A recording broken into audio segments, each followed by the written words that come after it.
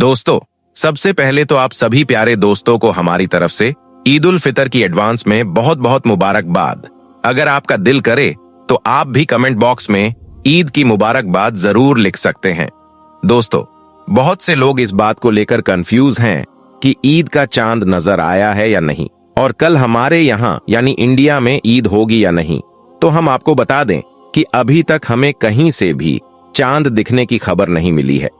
लगातार लोगों से राब्ता किया जा रहा है, कांटेक्ट किया जा रहा है, बातें की जा रही हैं, लेकिन अभी तक कहीं भी ईद का चांद नजर नहीं आया है। अगर कोई और जरूरी खबर चांद के हवाले से सहरी तक भी अगर हमारे पास पहुंचती है तो हम आपको वह खबर जरूर बताएंगे। लेकिन दोस्तों, आज सऊदी अरब में ईद का चांद नजर आ गया और कल इंशाअल्लाह सऊदी में ईद मनाई जाएगी। सऊदी अरब में इस बार 30 रोजे हुए हैं और कल वहां इंशाअल्लाह ईद होगी और हमारे यहाँ यानी इंडिया में आज वाले दिन तक 29 रोजे पूरे हुए हैं, क्योंकि सऊदी में हमारे मुल्क से एक दिन पहले ही रमजान शुरू हो जाता है और हमारे यहाँ रमजान सऊदी अरब के एक दिन के बाद शुरू होता है। इसीलिए आज अभी तक हमारे मुल्क में चांद नजर नहीं आया। तो आप लोग आज तरावीह पढ़ें और कल रोजा भी रखें।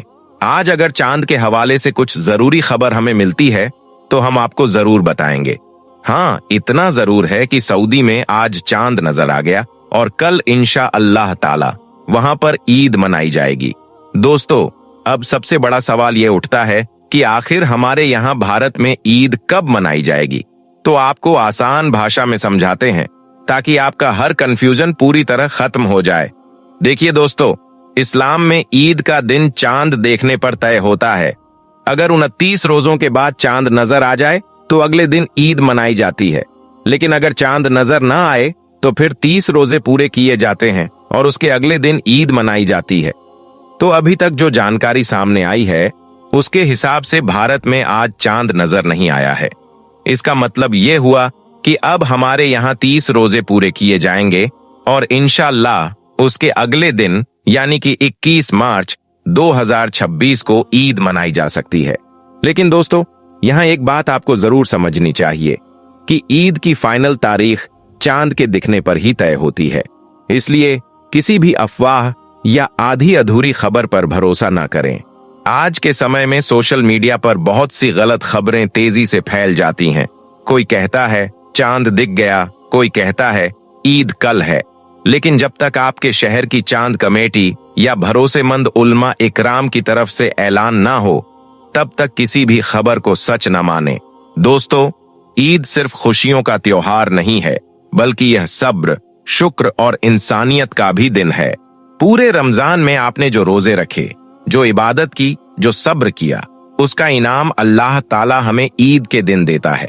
इसलिए हमें चाहिए कि हम ईद को सिर्फ खाने पीने और नए कपड़े पहनने तक सीमित ना रखें, बल्कि इस दिन को असली मायनों में खुशी और इंसानियत के साथ मनाएं। दोस्तों, ईद से पहले एक बहुत जरूरी काम होता है और वह है सदकाए फित्र यानी फितरा अदा करना। हर मुसलमान पर यह जरूरी है कि वह ईद की नमाज से पहले फितरा जरूर अदा करे, ताकि गरीब और जरूरतमंद लोग भी ईद की खुशी में शामिल हो सकें। अगर आपने अभी तक फितरा अदा नहीं किया है तो आज ही कर दें, क्योंकि फितरा देने का असली मकसद यही है कि कोई भी गरीब इंसान ईद के दिन भूखा ना रहे। दोस्तों, जरा सोचिए, अगर आपके घर में तरह तरह के पकवान बन रहे हों और आपके आसपास कोई गरीब बच्चा भूखा सो जाए तो क्या आपकी ईद पूरी हो सकती है? बिल्कुल नहीं। इसीलिए इस बार ईद पर कोशिश करें कि आप अपने आसपास के गरीब लोगों की मदद जरूर करें। किसी को कपड़े दे दें, किसी को खाने का सामान दे दें या फिर कुछ पैसे दे दें, ताकि उनकी भी ईद खुशियों भरी हो सके। दोस्तों, ईद के दिन की शुरुआत नमाज से होती है, इसलिए सुबह जल्दी उठें, गुस्ल करें, साफ सुथरे कपड़े पहनें, खुशबू लगाएं और ईदगाह जाकर ईद की नमाज अदा करें। नमाज के बाद अपने रिश्तेदारों, दोस्तों और पड़ोसियों से मिलें, उन्हें गले लगाएं और ईद की मुबारकबाद दें। यही असली खुशी है और यही इस्लाम की खूबसूरती है। लेकिन दोस्तों, कुछ लोग ईद के दिन भी गलत कामों में लग जाते हैं, जैसे कि फिजूल खर्ची करना, नाच गाना या ऐसे काम करना जो इस्लाम के खिलाफ हैं। हमें इन सब चीजों से बचना चाहिए। याद रखें, ईद का दिन भी इबादत का दिन है इसलिए इस दिन ज्यादा से ज्यादा अल्लाह का शुक्र अदा करें, दुआ करें और अच्छे काम करें। दोस्तों, एक और जरूरी बात, अपने माँ बाप का खास ख्याल रखें, उनकी खिदमत करें, उनका दिल खुश करें, क्योंकि उनकी खुशी में ही अल्लाह की खुशी छुपी होती है। और अगर आपके आसपास कोई नाराज है तो ईद के मौके पर उसे मना लें, दिलों की दूरियां खत्म करें, क्योंकि ईद का असली मकसद ही है मोहब्बत और भाईचारा बढ़ाना। दोस्तों, अब एक छोटी सी लेकिन बहुत अहम बात और सुन लीजिए, जो अक्सर लोग नजरअंदाज कर देते हैं। ईद का दिन सिर्फ अपनी खुशी मनाने का नहीं, बल्कि दूसरों के चेहरे पर मुस्कान लाने का भी दिन होता है। आज के इस मौके पर अगर आप किसी एक जरूरतमंद की भी मदद कर देते हैं तो यकीन मानिए अल्लाह ताला आपको उसका कई गुना बेहतर बदला अता करेगा। चाहे वो मदद छोटी ही क्यों ना हो, लेकिन दिल से की गई मदद अल्लाह के यहाँ बहुत बड़ी होती है। दोस्तों, अपने घर के बच्चों को भी यह जरूर सिखाएं कि ईद सिर्फ नए कपड़े पहनने और पैसे लेने का नाम नहीं है, बल्कि दूसरों के साथ खुशियां बांटने का नाम है।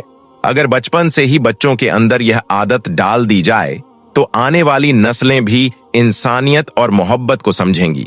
और एक जरूरी बात, आज के दौर में मोबाइल और सोशल मीडिया ने हमें अपने ही लोगों से दूर कर दिया है। इसलिए इस ईद पर कोशिश करें कि आप अपने रिश्तेदारों के घर जाएं, उनसे मिलें, उनका हाल चाल पूछें और रिश्तों को मजबूत बनाएं। दोस्तों, ईद का असली मजा तभी है जब दिल साफ हो, रिश्ते मजबूत हों और हर तरफ मोहब्बत का माहौल हो। इसलिए इस बार ईद को सिर्फ एक त्योहार की तरह नहीं, बल्कि एक मौका समझें, अपने आप को बेहतर बनाने का और दूसरों के करीब आने का। दोस्तों, अब जरा हम उस दौर की तरफ चलते हैं जब हमारे प्यारे नबी हुजूर सल्लल्लाहु अलैहि वसल्लम इस दुनिया में तशरीफ रखते थे, और देखते हैं कि उस वक्त ईद कैसे मनाई जाती थी और सहाबा इकराम ईद के दिन क्या किया करते थे। दोस्तों, हदीसों में आता है कि हुजूर सल्लल्लाहु अलैहि वसल्लम ईद के दिन बहुत सादगी, खुशबू और पाकीज़गी के साथ दिन की शुरुआत किया करते थे। आप सुबह जल्दी उठते, गुस्ल फरमाते, मिसवाक करते और सबसे अच्छे कपड़े पहनते जो आपके पास मौजूद होते थे। अगर नए कपड़े होते तो बेहतर, वरना साफ सुथरे कपड़े ही पहनते। और दोस्तों, एक बहुत प्यारी सुन्नत यह भी है कि हुजूर सल्लल्लाहु अलैहि वसल्लम ईद उल फितर के दिन नमाज से पहले कुछ खजूर खाया करते थे, और अक्सर आप खजूर की तादाद ताख यानी ओढ़ रखते थे, जैसे 1, 3 या 5। इसके बाद आप ईदगाह की तरफ तशरीफ ले जाते, और खास बात यह है कि आप एक रास्ते से जाते और दूसरे रास्ते से वापस आते। उलमा इकराम बताते हैं कि इसमें भी हिकमत थी, ताकि ज्यादा से ज्यादा लोगों से मुलाकात हो और हर तरफ सलाम और दुआ का माहौल बने। दोस्तों, जब हुजूर सल्लल्लाहु अलैहि वसल्लम ईदगाह पहुंचते तो वहां बहुत सादगी होती थी, लेकिन दिलों में बेहद खुशी और सुकून होता था। आप ईद की नमाज अदा करते और फिर लोगों को खुतबा देते, जिसमें नेकियों की बातें, अल्लाह का जिक्र और इंसानियत की सीख होती थी। नमाज के बाद सहाबा इकराम एक दूसरे से मिलते, गले मिलते और कहते, तक़ब्बलल्लाहु मिन्ना व मिनकुम, यानी अल्लाह हमसे और आपसे हमारी इबादतें कबूल फरमाए। दोस्तों, उस वक्त की ईद में दिखावा नहीं था, फिजूल खर्ची नहीं थी, बल्कि सच्ची खुशी, मोहब्बत और भाईचारा था। सहाबा इकराम अपनी खुशी से ज्यादा दूसरों की खुशी का ख्याल रखते थे। अगर किसी के पास ज्यादा खाना होता तो वह अपने गरीब भाइयों में बांट देता। अगर किसी के पास अच्छे कपड़े होते तो वह दूसरों को भी देता, ताकि कोई भी उदास ना रहे। दोस्तों, उस दौर की ईद हमें यह सिखाती है कि असली खुशी लेने में नहीं, बल्कि देने में है। असली ईद वही है जिसमें आपका दिल साफ हो, किसी के लिए बुराई ना हो और हर इंसान के लिए मोहब्बत हो। आज हमें जरूरत है कि हम भी अपनी ईद को उसी तरीके से मनाने की कोशिश करें जैसा हमारे नबी और सहाबा इकराम मनाया करते थे, सादगी के साथ, शुक्र के साथ और इंसानियत के साथ। अल्लाह ताला हमें उनके नक्शे कदम पर चलने की तौफीक अता फरमाए और हमारी ईद को भी उनके जैसी खूबसूरत और बरकत वाली बना दे। आमीन सुम्मा आमीन। दोस्तों, ईद आने वाली है और साथ ही हिंदुओं के नवरात्रे भी शुरू होने वाले हैं।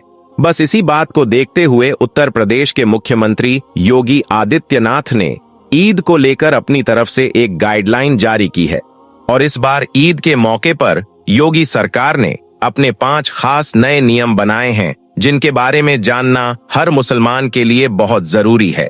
आज हम आपको इसी के बारे में बताने वाले हैं कि इस बार ईद को लेकर उत्तर प्रदेश के मुख्यमंत्री योगी आदित्यनाथ ने क्या बड़ा बयान दिया है और 5 ऐसे कौन से नए नियम बनाए हैं जिनको लेकर योगी सरकार ने अपने आला अधिकारियों को सख्त निर्देश दिए हैं। जानकर यकीनन आप भी हैरान रह जाओगे। इसलिए आज का यह वीडियो आप सभी के लिए बहुत खास है। आप इसको आखिर तक जरूर देखें। और सबसे पहले आप सभी को हमारी तरफ से ईद की एडवांस में बहुत बहुत मुबारकबाद। आपका दिल करे तो आप भी कमेंट बॉक्स में हमें ईद की मुबारकबाद लिख सकते हैं। और आप सबसे यह गुजारिश है कि आप इस वीडियो को लाइक करें या ना करें, मगर इसे शेयर जरूर कर दें ताकि ईद से पहले पहले यह वीडियो और भी मुसलमानों के पास में पहुंच जाए। तो चलिए दोस्तों, शुरू करते हैं। दोस्तों, जैसा कि आप सभी को मालूम होगा कि उत्तर प्रदेश के मुख्यमंत्री योगी आदित्यनाथ को मुसलमानों के खिलाफ अजीबोगरीब बयान देने के लिए खास जाना जाता है। जब से उत्तर प्रदेश में योगी सरकार बनी है, तब से लेकर अब तक जितने भी मुसलमानों के त्योहार आए हैं, हर बार यही संशय बना रहता है कि इस बार पता नहीं योगी सरकार की क्या एडवाइजरी जारी होगी। इस बार इस त्योहार को मनाने की हमें इजाजत मिलेगी या फिर नहीं मिलेगी। हर बार यही संशय बना रहता है। योगी सरकार ने पहले मुहर्रम, फिर बकरा ईद, फिर रमजान और अब ईद को लेकर अपनी गाइडलाइन जारी की है। और यही नहीं, इस बार ईद के मौके पर अपने 5 खास नए नियम भी बनाए हैं और अपने आला अधिकारियों से कहा है कि वह ईद के दिन इन 5 नियमों का सख्ती के साथ में पालन करवाएं। और अगर कोई इन नियमों का पालना नहीं करता है तो उस पर कड़ी से कड़ी कार्यवाही की जाए। नंबर 1, सड़क पर नमाज ना पढ़ी जाए। दोस्तों, योगी सरकार ने अपना पहला नियम तो यह बनाया है कि इस बार ईद के मौके पर कोई भी मुसलमान मस्जिद से बाहर यानी कि सड़क पर खड़े होकर नमाज ना पढ़ने पाए। यानी कि ईद की नमाज सिर्फ और सिर्फ मस्जिद के अंदर ही पढ़ी जाए। अगर एक बार में लोग ज्यादा हो रहे हैं तो 2 बार में या 3 बार में करके नमाज पढ़ी जाए, लेकिन कोई भी बाहर सड़क पर खड़े होकर नमाज ना पढ़ने पाए। इसके लिए जितनी भी बड़ी बड़ी मस्जिदें हैं, उनके आगे पुलिस की तैनाती रखी जाएगी ताकि किसी भी तरह का कोई माहौल खराब ना हो सके। ऐसा इसलिए क्योंकि ईद के साथ साथ नवरात्रे भी शुरू होने वाले हैं। इस वजह से ईद के मौके पर किसी भी तरह की कोई लापरवाही बर्दाश्त नहीं की जाएगी। और यही नहीं, उत्तर प्रदेश के मुख्यमंत्री योगी आदित्यनाथ ने कड़े लहजे में कहा है कि अराजकता फैलाने वालों पर नजर रखी जाएगी और फिर ऐसे लोगों पर सख्त से सख्त कार्रवाई की जाएगी। इसके अलावा ईद के मौके पर साफ सफाई का भी खास ध्यान रखा जाए क्योंकि नवरात्रे भी शुरू हो रहे हैं। इसलिए इस बार किसी भी मामले में कोताही ना बरती जाए। दोस्तों, योगी सरकार के इस बयान के बाद मेरठ की पुलिस ने बाकायदा इस बात का ऐलान भी कर दिया है कि अगर कोई इस बार ईद के मौके पर मस्जिद से बाहर सड़क पर नमाज पढ़ता हुआ दिखाई दिया तो उसके खिलाफ सख्त से सख्त कार्रवाई की जाएगी। और यही नहीं, इस बार अगर कोई शख्स ईद की नमाज सड़क पर पढ़ता हुआ दिखाई दिया तो उसका पासपोर्ट और उसका लाइसेंस भी जब्त कर लिया जाएगा। हालांकि उसके बाद इलाहाबाद हाई कोर्ट का भी बयान सामने आया जिसमें पुलिस को काफिर फटकार लगाई गई। दरअसल ऐसा इसलिए क्योंकि पुलिस का कहना है कि पिछली बार हमारे मना करने के बावजूद भी काफी सारे लोगों ने सड़क पर नमाज पढ़ी थी। यह देखकर फिर हमने तकरीबन 200 लोगों पर मुकदमा दर्ज किया था, लेकिन फिर उनमें से तकरीबन लोग बाहर विदेश भाग गए थे। बस इसी बात को देखते हुए इस बार हमने यह नियम लागू किया है ताकि कोई भी बाहर सड़क पर नमाज ना पढ़ने पाए। और अगर कोई नमाज पढ़ता हुआ दिखाई दे दिया तो उस पर कड़ी से कड़ी कार्रवाई हो सके, यानी कि ऐसा करने वाला आरोपी विदेश ना भाग जाए। इसलिए ऐसे लोगों के पासपोर्ट जब्त किए जाएंगे। और यही नहीं, इस बार योगी सरकार का यह भी कहना है कि कोई भी ईद के मौके पर सड़क पर नमाज ना पढ़े और ना ही अपने अपने घरों की छतों पर कोई नमाज पढ़े। ईद की नमाज सिर्फ मस्जिद के अंदर ही पढ़ी जाए।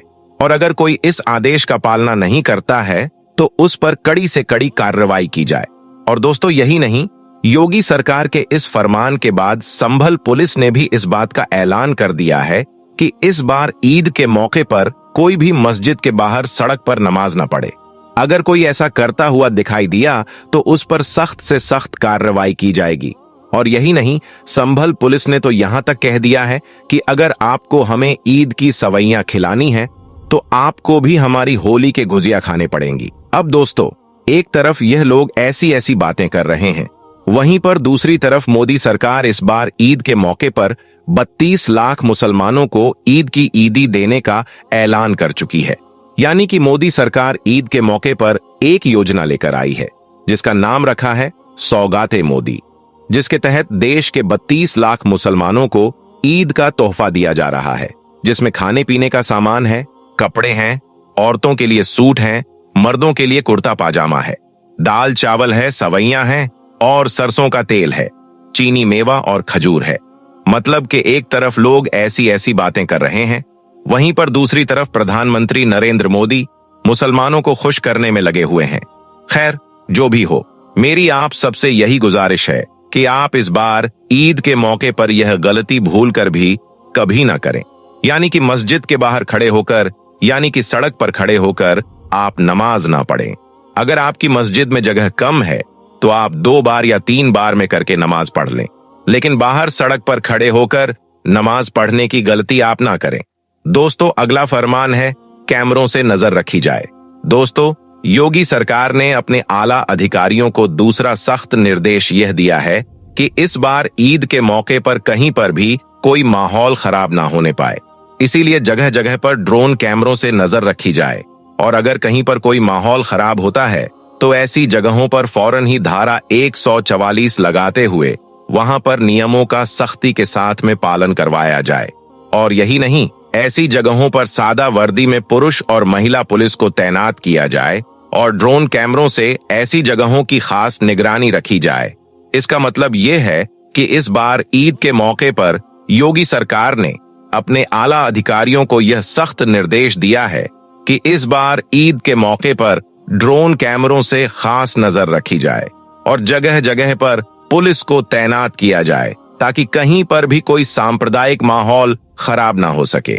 इसके साथ ही जगह जगह पर गाड़ियों की और बाइकों की चेकिंग भी की जाए और अगर कोई पुलिस की कार्यवाही में दखल अंदाजी करने की कोशिश करता है तो ऐसे शख्स पर फौरन ही कड़ी से कड़ी कार्यवाही की जाए। नंबर 3, सोशल मीडिया पर निगरानी रखी जाए। दोस्तों, योगी सरकार ने इस बार ईद के मौके पर अपने आला अधिकारियों को तीसरा आदेश यह जारी किया है कि वह इस बार ईद के मौके पर सोशल मीडिया पर 24 घंटे खास निगरानी रखें। इसका मतलब यह है कि इस बार ईद के मौके पर कोई भी शख्स सोशल मीडिया के जरिए से किसी भी तरह की कोई आपत्तिजनक पोस्ट ना करने पाए और खास करके ईद के दिन इस बात का खास ध्यान रखा जाए। और अगर कोई इस दिन सोशल मीडिया पर गलत पोस्ट डालता है या फिर अफवाह फैलाने की कोशिश करता है तो उस पर कड़ी से कड़ी कार्रवाई की जाए। और यही नहीं, इसके अलावा योगी सरकार ने अपने आला अधिकारियों को यह भी सख्त निर्देश दिया है कि जो लोग ईद के मौके पर भड़काऊ बयानबाजी करते हैं तो ऐसे लोगों के साथ 0 टॉलरेंस की नीति अपनाई जाए, यानी कि ऐसे लोगों पर खास नजर रखी जाए और फिर उन पर कड़ी से कड़ी कार्यवाही की जाए। इसके लिए सोशल मीडिया पर 24 घंटे निगरानी रखी जाए ताकि कोई भी शख्स ईद के मौके पर कोई अफवाह ना फैलाने पाए और ना ही कोई आपत्तिजनक पोस्ट करने पाए और माहौल खराब करने वाले लोगों पर कड़ी से कड़ी कार्रवाई की जाए। नंबर 4, भीड़ इकट्ठा ना करने पाए। दोस्तों, योगी सरकार ने अपने आला अधिकारियों को चौथा सख्त निर्देश यह दिया है कि इस बार ईद के मौके पर कोई भी सड़कों पर भीड़ इकट्ठा करके खड़े ना होने पाए और ना ही कोई ईद पर सड़कों पर नमाज पढ़ने पाए। ऐसा इसलिए क्योंकि हाल ही के दिनों में ऐसा देखा गया है कि हमारे देश भारत में कुछ ऐसे शरारती तत्व हो चुके हैं जो भीड़ का फायदा उठाकर भीड़ में जाकर खड़े हो जाते हैं और फिर सांप्रदायिक माहौल खराब करने की कोशिश करते हैं। इसलिए इस बार ईद के मौके पर योगी सरकार ने अपने आला अधिकारियों को इस बात का सख्त निर्देश दिया है कि इस बार ईद के मौके पर कोई भी बाहर सड़कों पर भीड़ इकट्ठा करके खड़े ना होने पाए। और यही नहीं, इसके लिए संवेदनशील और अति संवेदनशील इलाकों में मॉनिटरिंग करना शुरू कर दें और अगर कोई ईद के मौके पर माहौल खराब करने की कोशिश करता है तो उसको किसी भी हाल में बख्शा ना जाए। ऐसे लोगों पर कड़ी से कड़ी कार्यवाही की जाए।